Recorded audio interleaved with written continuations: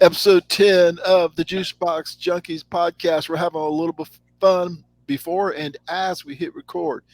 It is Brian Dunleavy from Fredericksburg, Virginia. You had to remind me again where city you're in from Virginia, and now I know you're assistant principal. What's up, Brian?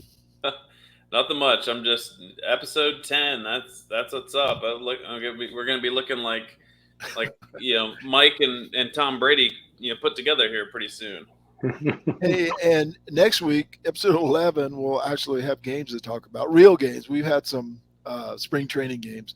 Amen. And joining us with a little circle in as his head from Dallas, Texas, author, writer, producer, actor, Matt Conkle. What's up, Matt? Marty, you're way too kind. I'm up in the mean streets of North Lake, Texas. Oh, That's where I'm at. Yeah. But I hey, bet. man, we got 50 hours until baseball starts for us, right? Yeah. Real, actual, real games. And rumor has it we're going to see Mike Trout actually on the field this year instead of just being talked about as the greatest player ever. We may actually get to see him this year. Um, we may be sorry after a few games that we've seen him, but that's probably a conversation we could have during the season. Hey, fellas, I wanted to first bring up. I don't know if either one of you have heard, but there's been some comments flying back and forth recently about the 2017 Astros. Shocker, right? Brian Cashman, I believe he said it was the only reason, not one of the reasons. He said it was the only reason the Yankees haven't won a World Series since whatever year it's been. Then Carlos Beltran had a few words to say, basically absolving himself of responsibility and wondering why the franchise didn't say anything about the Astros shenanigans in 2017. And then Chris Sale on the other side said, "Hey, the Astros weren't the only teams cheating. We're fooling ourselves. We're fooling everybody, or trying to anyway. You're really not fooling anybody. You're fooling everybody if you think the Astros were the only team cheating in 2017." So I guess we have one against the Astros, Beltran, obviously in the middle, and Sale on the Astros side. I don't know. Brian and I were talking before the show, Matt, and we just wonder why Astros fans keep perpetuating this. We know they weren't the only team. We also know they did cheat during that year. So, man, just let it drop. And Brian, what's your take on all this? Continue talking about 2017 here in 2022. Well, you said it right there. It's 2022.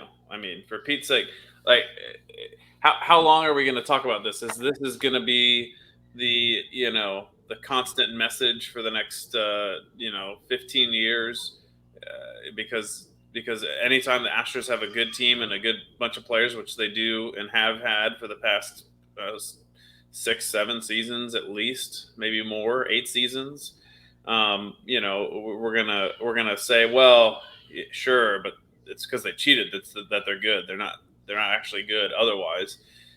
Even though you look at all the current and former Astros from that team in 2017, you know, all their stats are still pretty top notch and top of the heap there. So, and if you went by this year's ranking, and I'll say this as one point, if you went by this year's ranking of the MLB Top 100 that MLB Network put together, we'd have we'd be right there with the Dodgers as having the most players in the MLB top 100. So you can say whatever you want, but the fact of the matter is, number one, and I wrote about this just yesterday, I guess. Uh, the or the Astros had top talent. The Astros had great coaching. The Astros had one of the best, in my opinion, for whatever that's worth, the best pitching coach of the age. I think Bretton Strom is by far the most transformative pitching coach of any team that I can think of, and turned guys, you know, really honed in on that spin rate and took them to the next level. Whereas if they were on another team like the 2017 Nationals, they'd be sitting at home watching the Astros play in the World Series. But with that said, I think it's ridiculous. Cashman's just a loser. Cashman, he has nothing better to do. I mean, he's got unlimited money and he can't win a World Series, and he's going to blame one season for the team for one season. On the other 11, I think it's 11 total that he has yet to make the World Series in 11 years. So that's that. Beltran, and I'll go again back to what I wrote before. This is New York, L.A., and Boston, the stalwarts of old classic Major League Baseball that all the news media and fans and everything like that from those areas want to harp why they are not winning the World Series, against the Astros, because it was all because we cheated. When in fact, we know, as Chris Sale, and this is the last thing I'll say, we know for a fact that everybody was cheating in that season. And Chris Sale said, I know for a fact that they weren't the only ones cheating. And that doesn't mean, it's just one other team. Because he wouldn't say that. He wouldn't say, it was only the Astros and the Brewers, for example, because I know that was one of the teams on the list. No, all the playoff teams were cheating, all of them. Yeah. So let's get over it. All these people want to drag it on because they want their time to shine in the media, and they want an excuse for why they didn't win it all. And LA is the only one that really, has a leg to stand on since then. Yeah. Well, we know one thing Brian Cashman does. He took tennis lessons from Matt Kunkel. Matt, what's your take on your tennis protege Brian Cashman's comments, along with Carlos Beltran and Chris Sale? Tennis lessons. I gave him one. But that's still going to be one of our trivia questions. I'm going to throw that in there. No, he's actually a pretty good tennis player. I mean, these comments are kind of ridiculous. To me, he sounds like, I don't know if y'all have seen the movie Napoleon Dynamite. He sounds like Uncle Rico talking about, man, if coach just put me in fourth quarter, we would have been state champs, no doubt. Dude, let it go. And then if you're blaming everyone else but your team, I mean, I don't know. I forgot what the stats were. Didn't they bat like .112 against the Astros at Minute Maid in that series? Like, Aaron Judge was taking more wild swings than Shelley Duvall was in The Shining. Like, I mean, it's baffling. It's baffling. It's 5 years ago, and he's had 20 years to put together a solid team. And he only has is just the one in, was it 09? I mean, dude, move on. And then Beltran. I mean, what else can we say? He's the one that came to the Astros and said, hey, you're behind the times. And he came from New York. So, I mean, I don't have to be a detective. I don't have to be Kojak to have an idea of where he's coming from. And to put the ball in it is, I'm glad what Chris Sale said. He's saying what most of the players are saying. Like, listen, we all know it's cheating. Astros cheated, maybe worse, but all the other teams were cheating. Let's let it go. Like, it does nothing but give people a platform to set up clickbait articles.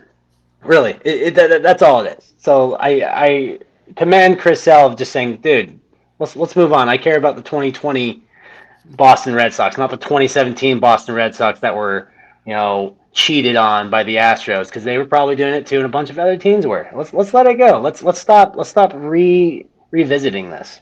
Yes, definitely. And I think, as I was saying, I don't know, you were in and out before trying to get your technology straight. I was telling Brian, but a lot of it is the Astros fans perpetuating, having to comment on everybody that comments on the Astros cheating. So it kind of perpetuates that. So, and speaking of letting it go, we're going to let it go. Opening day is in 2 days. We're recording this on Tuesday night. 2 days till real baseball. 2 days and a couple hours. I think it's at 8:38 my time here or Matt and I's time in Texas. A little bit late for Brian, but he'll be able to stay up. Opening day, Shohei Ohtani will be on the mound for the Angels, but we'll talk about those games maybe next week. But I wanted to talk about the roster tonight, the final Astros roster, which um, I don't know if it was a surprise or not. I guess not. Pedro Baez, I guess they actually want him to do something for his $5 million. Um, and but Ronel Blanco or Blanco, I'm not sure how you pronounce it, made the team as a 28-year-old rookie. He's going to start in the bullpen. Now, maybe he only made it because there's 28 guys at the start of the season instead of the typical 26, at least for the first month. But a really good spring. 5 games, 5 innings pitched. He only gave up 1 hit, struck out 7, walked 2, no earned runs. So that was a little bit surprised. I think for me, Baez is just kind of a wasted roster spot, right? $5 million. I keep thinking about this, and you know what? In the NBA, they would just cut him or Mm-hmm. buy him out, right? Is there not such a thing in MLB? Buy him out, put somebody else in that roster spot. I mean, he's throwing 89, 87 miles an hour, 89 miles an hour, and that's not his off-speed stuff. I think that's the top end for him. So those two were a little surprise for me. And then Nico Goodrum, I'm in the middle of writing an article for on the salaries, the good salaries for the Astros and the bad salaries. Let me tell you this, Nico Goodrum, I don't know how many games he's going to play and how many at bats he's going to get, and I understand why he's on the roster, but they're going to pay that guy 3 times what Kyle Tucker is making this year. So that is highway robbery. I understand it's because he's a veteran, but I'm saying you could find somebody else and pay them the minimum, and not pay that guy, and you'd have 1.4 million for somebody else for Carlos Correa. Who knows? The part of Carlos's booty. Anyway, your take on those 3 players, Brian? I droned on a little bit there. Your take on those 3 players and the Astro roster in general, if you want to talk about somebody else. Sure. I mean, I think the biggest storyline from spring training is Blanco. I mean, Ronel Blanco, he wasn't even on the 40-man roster. So I believe they have to make some move for that to make room for Yes. him, which has an impact somewhere. On somebody that was already on that they have to drop off and go from there. So that could have some ripple effect too, on our already bleak, if you will, farm system. So that I thought that was interesting. Like you said, he had a great spring, a 0 ERA, but 5 innings pitched. And I know it was a truncated spring, but if you were really looking at this guy and bringing him on the team, I would pitch him every night for a week and see how he does. Just throw me an inning. I mean, at least get more than 5 innings out of him. Anytime there's a major league player at bat, in the lineup, I'd throw him in there to the first one out of the bullpen just to see how he does. I don't know if he has enough on him. He had a great spring. I don't know if he has enough real game time experience on him to truly be whatever his stats say. So I think that'll be an interesting storyline to look at. Does he continue his hot streak, or was it as one of my favorite movies said, you know, yeah, it was the opposite. It was a hitter. You hit a home run, but he struck out a bunch of hitters that'll be bagging groceries next week. So his stats can be misleading, and I put that out in the Twitter world last week too. Everybody was all pumped and excited about their spring training stats, and so I get it too. I mean, I'm excited to see what guys are doing and how they're performing and warming up for the season. But in the end, they mean absolutely nothing. You could have been facing even a top tier pitcher, and you have no idea what that pitcher's doing. Is the pitcher out there on the mound working on a third pitch, a fourth pitch that he doesn't throw during the regular season, but he's throwing it now to try and get a feel for it and maybe get some improved spin velocity or whatever that he's focusing on. That could be the case. You never know. But either way, on the flip side of that, if somebody does that poorly, in spring training like 34-year-old Pedro Baez. 6.75 ERA and 2.2 innings, giving up a bomb and 2 earned runs and 3 walks. That, like you said, Marty, cut the guy. What on earth are we doing? Yeah. I don't care I'd rather pay him $5 million to play on another team. I'd give him, say, hey, Dodgers, we'll give you Baez and we'll pay you $5 million to take him. So I don't understand why he's still there. That's a simple that right there is a simple one where excuse me, you take him and get him off the roster, off the team, and then you have room for a couple other people like a couple of other guys that are coming up that didn't quite make it, but they're on the cusp, and I'm blanking on Hunter Brown. Seth Martinez. You could do that way, or if you need pitching, you could go. What is it? I'm totally, I will look up his name in between comments, but okay. you have room for one other guy, and this is only for the first month, anyways. Yeah, that's my take. As I said, if this was the NBA, they would just either buy him out, for some reduced price, or cut him and just take the loss. And I hear that he's got guaranteed money. I certainly understand that, but why have to pay him $5 million and take the bad pitching? You're going to pay him $5 million anyway. Just let him go, and hope he signs somewhere else, and then reduce your liability. I think they can. Speaking of, now I lost my train of thought. The 60-day, they could put somebody on the 60-day disabled list to make a roster spot for Blanco. And I'm wondering, just in my head, haven't heard this, haven't read this, is Lance McCullers Jr. going to go on the 60-day disabled list, which would open up a spot for Blanco on the 40-man roster? That's just my natural inclination. We know he's going to be out for some time, into May at least, or into May, or we really don't know. We haven't heard, but for some time. And that's what I'm thinking. I don't know. That's just me talking off the top of my head. I don't know, haven't heard, but they can put somebody on the 60-man disabled list to make room for Blanco. Did you have a chance to do your research? Yeah, Paredes is Enoli Paredes. Enoli Conolis. Yeah. That's right. Why not him over a 34-year-old guy? Come on. Yeah. Now they do have to pay him for a couple of years more, so maybe that's it, Pedro Baez. But again, in the big scheme of thing, I mean, $10 million for the three of us is a lot, except for a big movie producer like Matt. But but it's not a lot for a multi-billion-dollar organization in reality, right? Just instead of charging me $16.50 for a beer, rounded up to $17, and then at the ballpark, and then I think you're going to make your money back. Matt Kunkel, what's your take on the final roster as the Astros have placed it and to start the season with?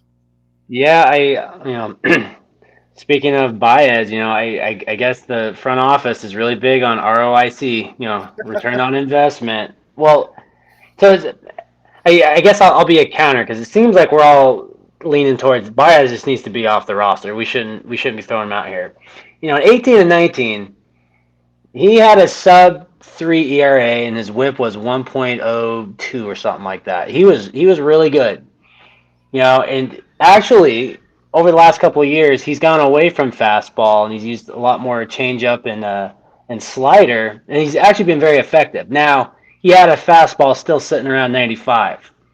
Right. I honestly think this first month, it's almost like Blanco's up as like, hey, he's going to take over if Baez proves that he doesn't have it anymore. So I don't know. I guess I'm being hopeful on this guy, because when I watched him play with the Dodgers, he looked great, and maybe something can come there, but it's not looking good. And then just shift over on position players. I'm bummed that Taylor Jones got hurt. He's likely probably a 60-day DL candidate as well. So, I mean, Nico Goodrum, like we kind of joked about it. It's not going to be good if he's playing every day, but for what he is, I think he's not bad. He's got 5 or 6 years in the bigs already. He had one really good season in 2018 with the Tigers. So I think he's a good utility fill-in guy. Hopefully he's not playing 6 days a week. My big takeaway is just, and this is probably leading to our next point, is just the depth that the Astros have in outfield, and not particularly in one position. It's just how flexible this Astros team is, and that big question mark in center field is like, what direction are they going to go with? But I mean, judging by how Siri played and McCormick played, I'm guessing they're just keeping the seat warm for Jake Myers. Marty, well, I'll stop and let you defend your guy Chaz. No, I have. Listen, I understand who's going to be the center fielder when Jake Myers is healthy. At least who's going to be given the first shot. I'm not saying Chaz should start. I'm Hmm. saying Chaz should start. Well, let me back up. I'm not saying Chaz should be the starter over Jake Myers. I'm saying Chaz should be the starter over Jose Siri, Mhm. and Chaz is more valuable overall. There's one outfitter that can play all three positions and play them well. And part of that versatility you were just talking about is Chaz McCormick. He played, I think, 180 innings in all three positions, at least all three positions last year. Nobody else did that. Siri actually strikes out more on a higher percentage, small sample size, but he strikes out more than Chaz.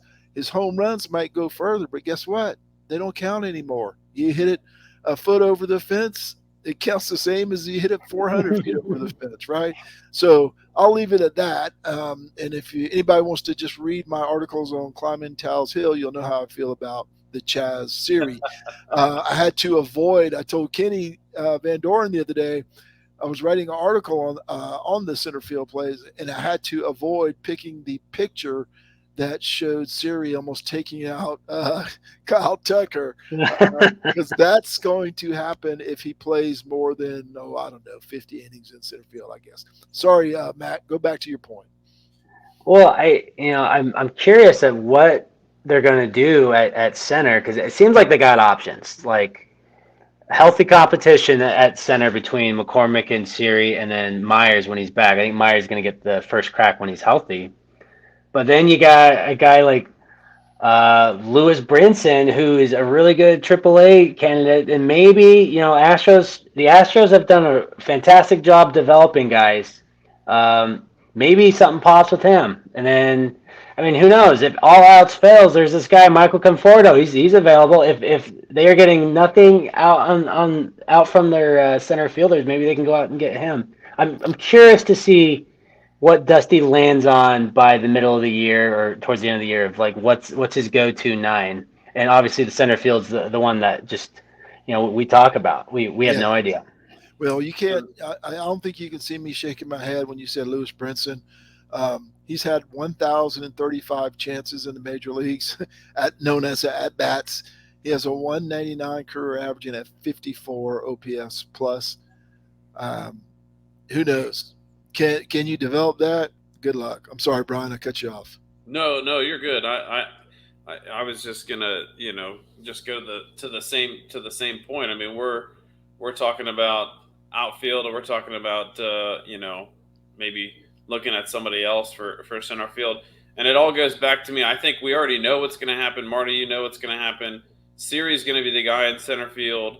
The writing is on the wall, and the biggest piece of that writing, I think, is the Astros.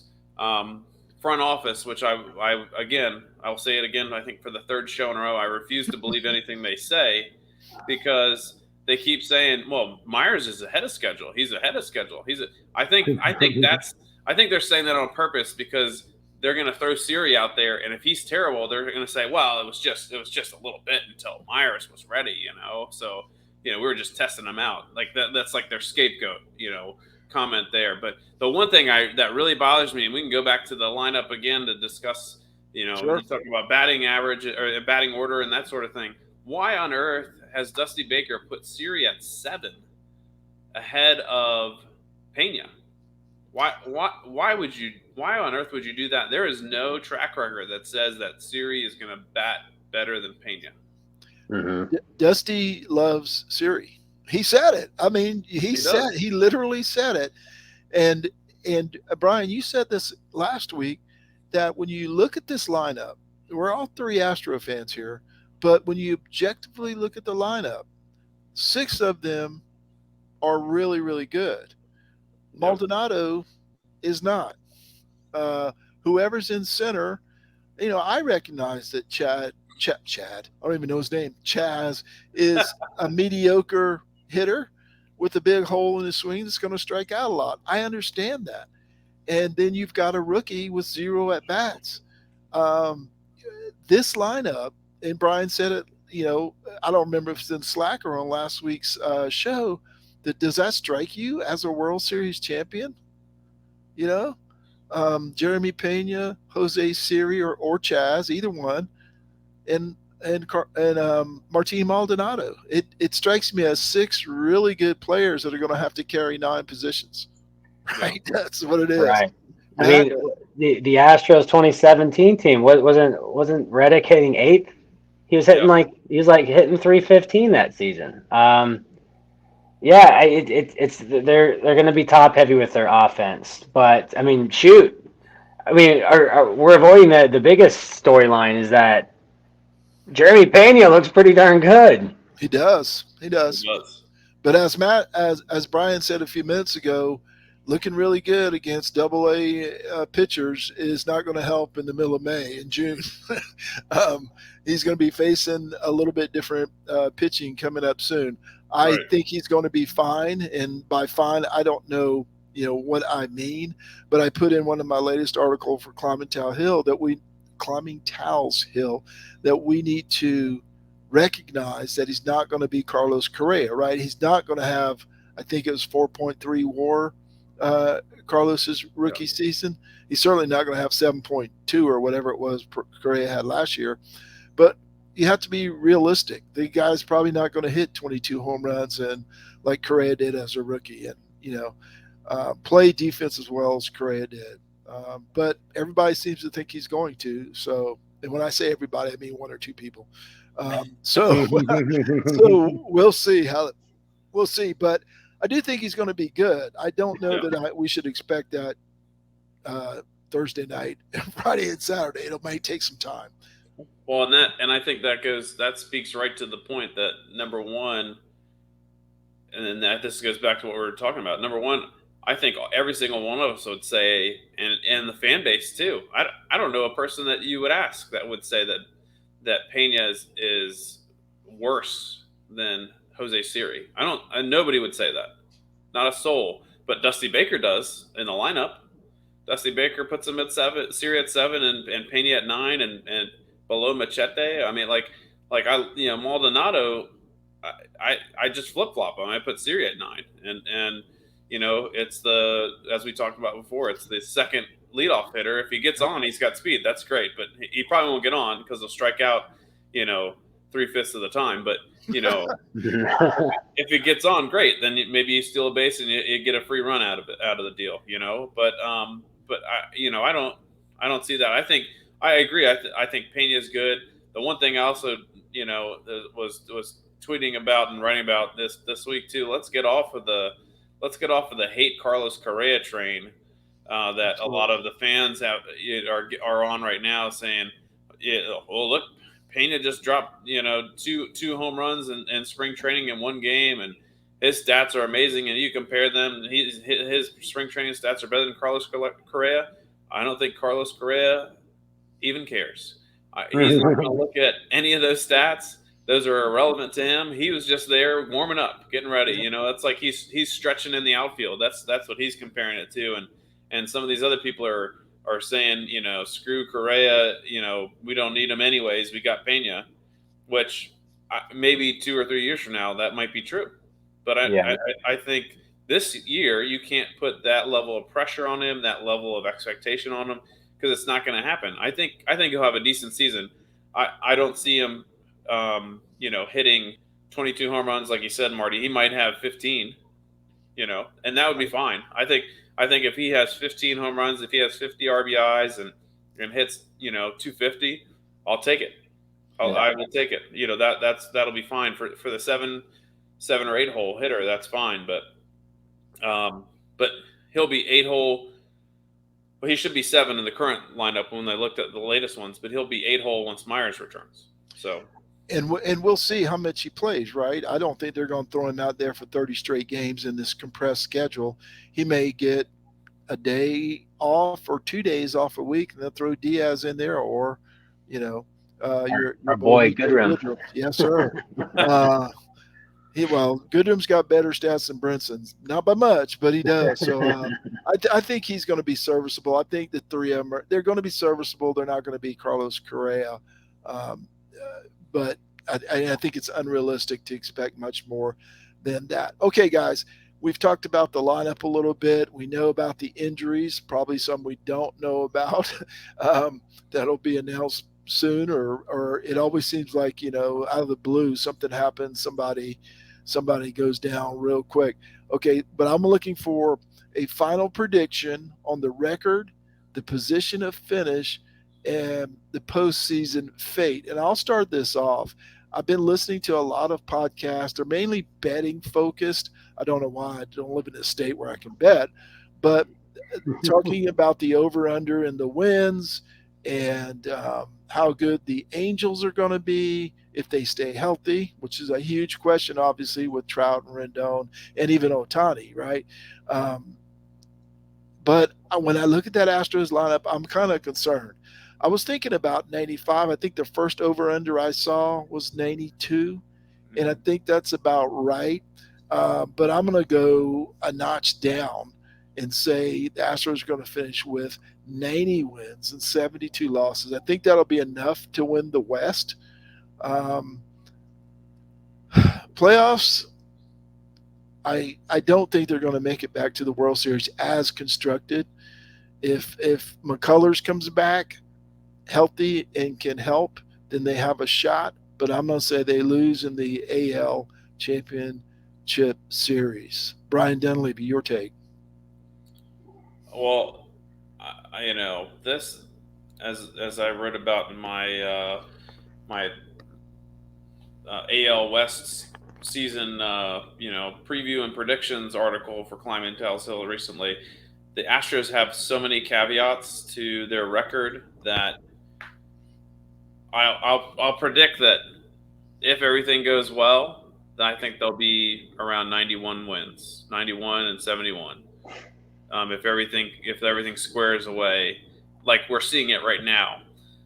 But if something goes awry, for example, if Pena is a complete bust, if Yordan Alvarez has another injury bug season, if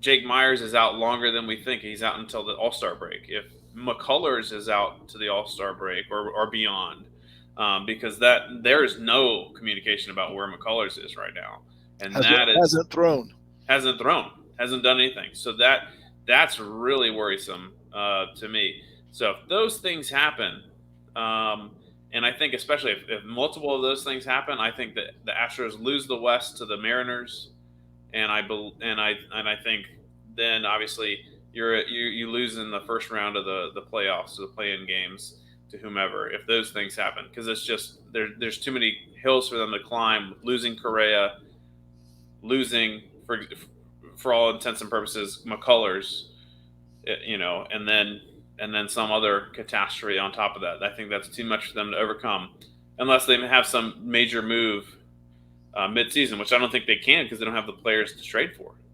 They don't have, they're going to trade Siri for somebody. Nobody's going to give you a premier guy for Jose Siri.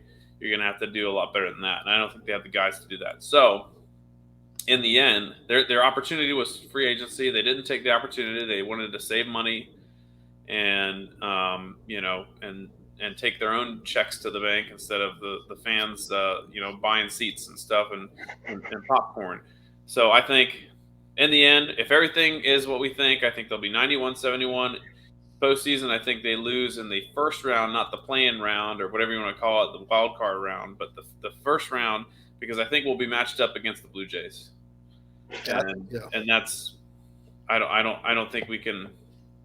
I don't think we can overcome that lineup if we only have one, just have Verlander, because the way this past postseason went with our starting pitchers that are behind Verlander, it's not going to be good. Not good. Okay, Matt Kunkel, we have gloomy and gloomier. We went from 90. No, actually, you went a game above me, 90 to 91. Matt Kunkel, your take on a final record. Do they win the division, and how far do they go in the playoffs?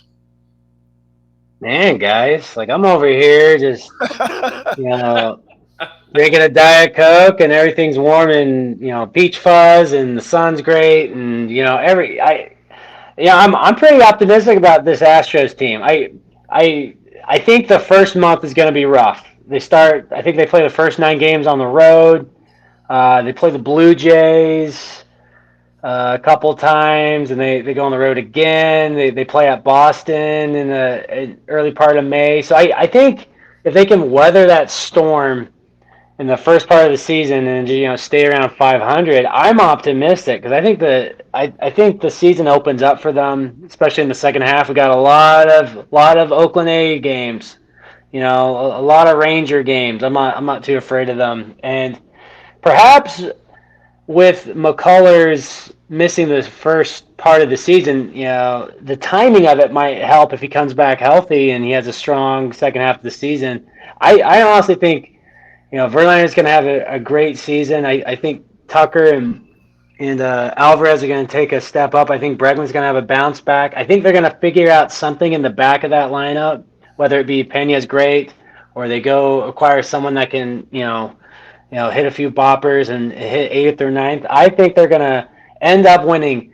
And quote me on this: 98 games. They're Whoa. going. They're going to win 98 games. They're going to be the second seed. They're going to beat down the Chicago White Sox because they're more mentally tougher than those guys. They're going to take on the Toronto Blue Jays. They're going to beat them in 6 games. They're going to go to the World Series. And who are they going to play? Everyone knows who they're going to play. No, no, no. New York Mets. They're going to beat the Mets in 5. Not with All their right. current pitching woes. Yeah, they've got some problems before the season even starts. That last team I just took a swing. I have no idea. I'm painting an optimistic picture. I think it's going to be somewhere in between what I'm saying and what you're saying. Hopefully it is. Yeah, no doubt. And we really have no idea because how the injuries play out during the year. McCullers may start Right. throwing next week, or he may not pitch at all this year. So it's kind of a crapshoot. But like Brian Well, said, you can't believe what the Astros say. So when they're not saying anything good, it makes me think it's even worse. And it's starting to trend toward I believe we're not going to see McCullers this year. But we have Jake Odorizzi, guys. We're fine. yeah. We're set. Can he play center field? All right. Real quick, let me. Yes, sir.